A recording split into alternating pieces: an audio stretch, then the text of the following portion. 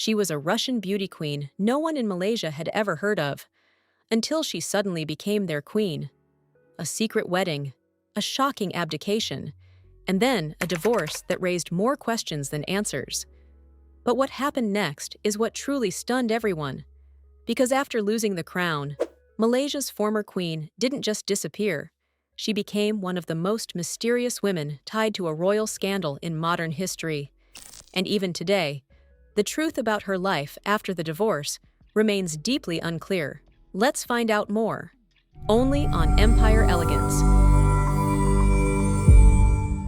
When Sultan Muhammad V married Oksana Vojvodina in 2018, the story immediately triggered global attention.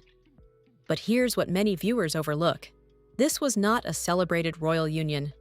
There was no grand Malaysian ceremony, no official royal announcement at first, no public endorsement from the palace. Instead, the wedding reportedly took place quietly in Moscow. That alone should raise a critical question. Why would a reigning monarch marry in secrecy unless there was resistance? Because in structured monarchies like Malaysia's rotating kingship system, personal decisions are rarely just personal. They carry political consequences. And insiders quickly began to suggest that this marriage was not universally accepted within royal circles. But the story didn't remain just personal. It became a public spectacle. After the divorce, Oksana was no longer just a former queen. She became a constant subject of media attention. Every photo was analyzed. Every post sparked speculation. People weren't just watching what she was doing. They were trying to figure out what she might be hiding. Some saw her as a victim. Others viewed her as an opportunist. But what was the truth? That's where things become complicated. Because when someone enters a royal system and then suddenly exits it, their identity becomes uncertain. They are no longer fully part of that world, but they're not completely outside it either. And in that space, public perception starts shaping reality. So the real question is, was Oksana in control of her life? Or had she become part of a narrative she could no longer control? In January 2019, Sultan Muhammad V abdicated the throne. This was unprecedented. No Malaysian king had ever stepped down voluntarily before. Official statements gave no detailed explanation, but the timing was impossible to ignore. Just months after the controversial marriage, he walked away from the highest royal position in the country. Some argue it was personal. Others argue it was pressure from within the royal institution. And here's the uncomfortable truth. In monarchies, abdication is rarely emotional. It's strategic. It often reflects a conflict that cannot be resolved publicly. So the real question isn't why he abdicated. It's whether the marriage made his position untenable. By mid-2019, the marriage collapsed. The divorce between Sultan Muhammad V and Oksana Vojvodina was finalized under Islamic law, but the details were never clearly explained. And that's where the story becomes more complex. Oksana later claimed she was shocked by the divorce. She described it as sudden, unexpected, even unfair. But the palace offered no public response, no clarification, no counterstatement, just silence.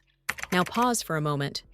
In high-profile royal divorces, silence is rarely neutral. It's a strategy. It limits exposure.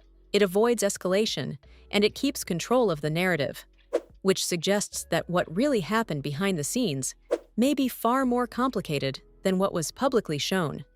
Shortly after the divorce, Oksana gave birth to a son named Leon, and this is where the story becomes even more controversial. She publicly stated that the child was the son of Sultan Muhammad V, but reports quickly emerged, suggesting that the palace questioned the claim. No official confirmation was ever given, no acknowledgement, no denial, just distance. Now let's be precise here. There is no publicly verified DNA confirmation released, so any strong claim on either side remains unproven. But in royal systems, recognition matters more than speculation. Without official acknowledgement, the child is effectively excluded from royal lineage.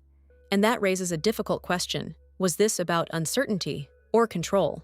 After the divorce, Oksana Vojvodina returned to a life far removed from royalty. But she didn't disappear. Instead, she began rebuilding her public identity. Through social media, she presented a life of motherhood and connection to luxury. But look closely, she never fully explained her side of the story. No detailed interviews, no major media expose. That restraint is unusual for someone at the center of such a global scandal, because in similar situations, many choose to speak out. She didn't, and that suggests one of two possibilities. Either she chose silence, or silence was the safer option. The money question no one can answer, one of the biggest unanswered questions remains. Did she receive a financial settlement? Some media reports hinted at support. Others suggested she was left without significant compensation. But there is no verified public record confirming either scenario. And this matters more than it seems. Because financial settlements in royal divorces often come with conditions, confidentiality clauses, restrictions on public statements, long-term agreements that shape behavior. So if she did receive support, it could explain her silence. And if she didn't, then her ability to maintain a luxury lifestyle raises a different set of questions. Today, Oksana Vojvodina occupies a unique and somewhat ambiguous space. She is no longer a royal figure, but she is not entirely detached from that identity either. Her online presence reflects elegance, control, and selective storytelling. But here's what stands out. She never fully rebranded away from the royal chapter. Instead, she allows it to remain part of her identity, without directly addressing it. That's not accidental. It keeps curiosity alive. It maintains relevance, and it avoids reopening controversy. At first glance, this looks like a dramatic royal romance gone wrong. But if you step back, a different picture emerges. This story is not just about love or divorce. It's about power, control, image management, and the limits of personal choice inside royal systems. Because when a king marries someone outside the traditional structure, the consequences are rarely simple. And when that marriage ends, the narrative is rarely fully revealed. So what really happened to Malaysia's former queen? Did she walk away from the palace? Or was she quietly pushed out of a world she was never meant to enter? And more importantly, why does so much of this story remain hidden, even years later?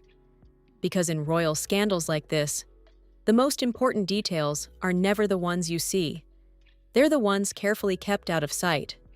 If you enjoyed this story, don't forget to like and subscribe to Empire Elegance and hit the notification bell for more powerful stories about the lives and legacies of the world's most influential figures.